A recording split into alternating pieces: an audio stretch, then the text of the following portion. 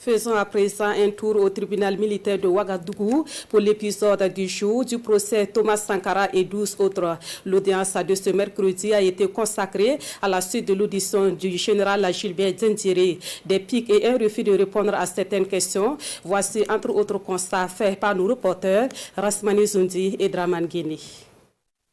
Il n'y a pas de nouvelles déclarations à ce deuxième jour de comparution du général Diendéré, mais les avocats des partis civils ne comprennent pas certaines attitudes du chef de la sécurité présidentielle. Juste refaire le point de tout ce qui a été déjà dit.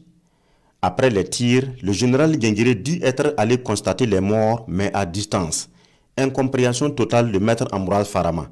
Pourquoi vous n'avez pas tenté de leur apporter un secours d'urgence, car certains pourraient faire le mort pour échapper au drame? Non, l'état dans lequel je les ai vus, je ne peux pas imaginer que quelqu'un pouvait sortir vivant de cette affaire. Avec la situation qui prévalait, j'avais aussi peur de m'approcher, répond le général. Maître Badolo bouscule la sérénité du général sur sa déclaration sur l'évasion de Hyacinthe Kafando qui serait organisée par le Premier ministre Yacouba Isaac Zida.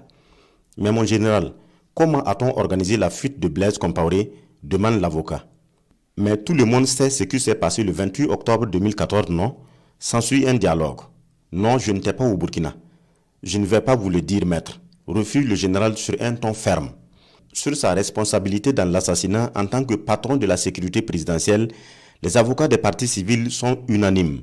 Même si le général n'a pas tiré sur la gâchette, il doit assumer cette responsabilité militaire pour un fait qui s'est déroulé dans une enceinte dont il est le chef. Je ne vais pas assumer ce que je n'ai pas fait. Non, non et non. Réponse ferme du général. Et qu'en est-il du renfort que vous avez fait venir de Pau la nuit du 15 octobre? N'est-ce pas pour asseoir le régime du Front populaire, interroge maître Ferdinand Zepa. Moi, j'ai pris des dispositions pour dissuader contre d'éventuelles agressions qui pourraient venir de l'étire, de la FIMAT ou encore du BIA de Koudougou, rassure l'accusé. C'est avec maître Prosper Farama que le ton monte d'un cran. L'avocat lance un appel public à témoignage, celui qui a aperçu le général Diendéré au terrain de l'ENAM en train de faire le sport dans la soirée du 15 octobre 1987. Pour lui, les témoins cités par l'accusé sont tous morts, même pas un survivant qu'il a vu ce jour-là.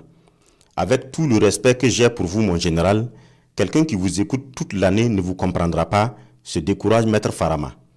Si vous ne comprenez pas, je ne dirai pas que vous êtes bouché, mais le général ne termine pas sa phrase, des voix s'élèvent de partout. Le président ramène les partis à l'ordre, l'instruction reprend et maître Farama poursuit. Mon général, avec votre petite expérience de coup d'État, est-ce que pour asseoir un pouvoir, on compose avec les fidèles ou bien on peut faire appel à d'autres militaires? Je ne peux pas répondre à cette question, martèle le général. Je trouve que le général Diendéré répond parfaitement aux questions parce qu'il n'y a qu'une vérité.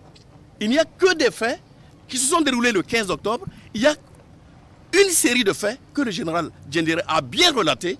Et je pense que quand on dit la vérité, on n'a pas besoin de se tromper. Contrairement à ce qu'il dit qu'il était au terrain de sport, il n'y avait aucun témoin qui puisse donc confirmer sa présence sur le terrain des sports. Donc le général Diendéré, en tant que premier responsable donc, du Conseil donc, de l'Entente, était bien présent au sein du Conseil de l'Entente lorsque les tirs étaient donc nourris. Vous avez également noté que lorsqu'il est arrivé immédiatement sur les lieux, il a même lui-même reconnu qu'il n'a pas voulu approcher ce qu'il désigne déjà lui-même comme étant des corps, alors que il aurait fallu, en tout cas à notre humble avis, quelques minutes après donc les tirs, si son intention était tout autre, il aurait pu appeler donc des secours pour apporter donc un secours d'urgence aux personnes qui avaient reçu donc des balles. Mais bien curieusement, en tant que premier responsable donc du camp, il ne s'approche pas donc des personnes blessées et il dit que ce sont des corps. Et lorsque l'infirmier de la présidence entend les coups de feu, qu'il accourt avec son matériel de secours d'urgence, c'est encore le général Diendéré qui l'empêche d'intervenir. Son audition reprend demain 11 octobre avec les avocats de la défense.